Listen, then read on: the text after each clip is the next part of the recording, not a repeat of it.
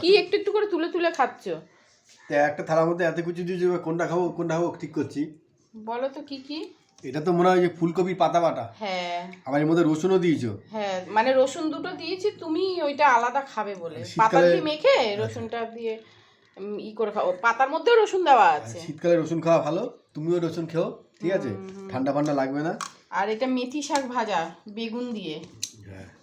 এটা হচ্ছে ফুলকপির ডাঁটা, শিম টিম, আলু টালু দিয়ে আর ফুল চিংড়ি দিয়ে চচ্চড়ি। আর এখানে মূলো শাক ভাজা।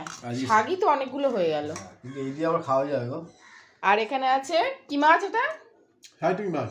সাইটিং মাছ, শিম আর আলু দিয়ে, তাই তো? ফুলকপির পাতা বাটা দিয়ে তো আমার খাওয়া হয়ে যাচ্ছে। তাই? হ্যাঁ, এই প্রথম না, শীতের এই প্রথম পাতা বাটা। দারুণ লাগে খেতে। রসুনটা একটু ঠেসে নাও। রসুন খেলে তো আবার গা গরম হয়ে যাবে আমার। হোক, ঠান্ডা লাগবে না। আচ্ছা, ঠান্ডা লাগবে না, তুই একবার খাও, একটু দেখো না আমার হাতের মাখা এরকম করে করো। বাবা, কেমন লাগছে? হুম, ফুলকপির পাতা বাটা কিন্তু হেভি লাগে খেতে না?